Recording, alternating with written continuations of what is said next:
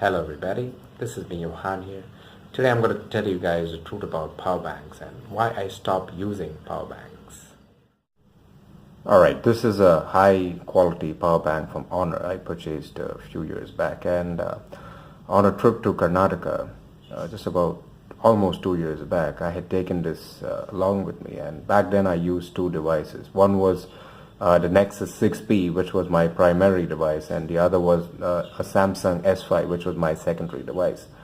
And obviously I was taking a lot of pictures, a lot of videos and photographs. I was doing a lot of things with these phones, so obviously I had the mind of purchasing a power bank, and I found this power bank online on Amazon, and I purchased it for about 1,000 Indian rupees. And as you can see, it's a high quality power bank. It's got dual cable over here as well. And yeah, as far as its specifications are concerned, you can see the output is about 2 amps on this, so that's the same as most of the chargers out there. So I just want to bring to notice one thing to all you guys out there. See, after using this power bank, I noticed one difference in my usage cycle. I used this power bank about 3 or 4 times during the trip. I'd gone to Gokarna and taken a lot of photographs, a lot of videos, and I realized one thing: the charger I was using on the Nexus 6P was a fast charger, and the output was about 2.2 to 2.5 amps, the same thing. But the Nexus 6P's charger would take about an hour and 30 minutes to fully charge a phone from 0 to 100%. But in the case of this power bank over here, it took about 2 hours, 15 minutes to fully charge the phone. And considering that, I was okay with it. But there's one more thing.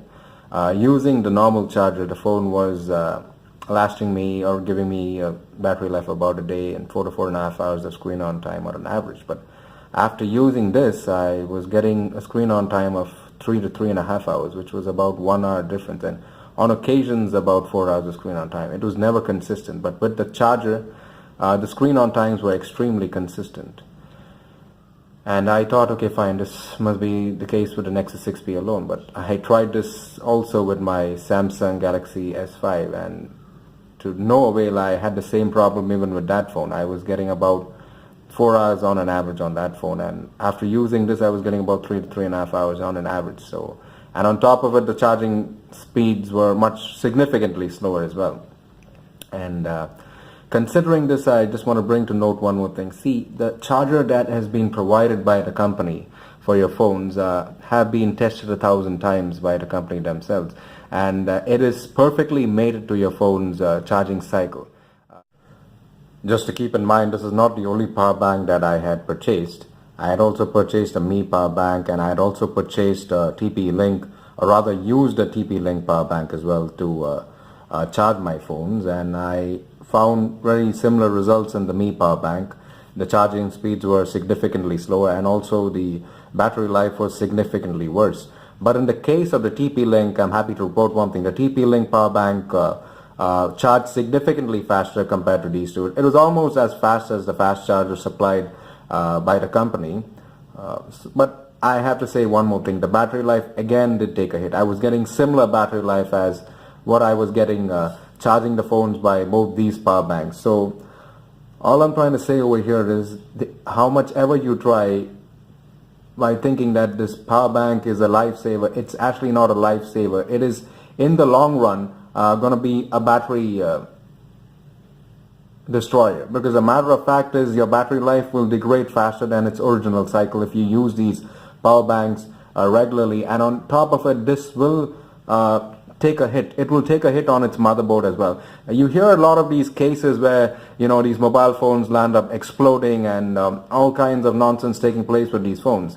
See, I'll tell you one thing. Many of these users must have been using power banks extensively. The matter of fact is, when you keep using something that is not exactly originally mated for your phone, the matter of fact is it will go and hit your motherboard, and on many occasions it will create some sort of a heating issue. And to be honest, I feel most of these phones have landed up getting, or rather landed up exploding due to that one problem alone.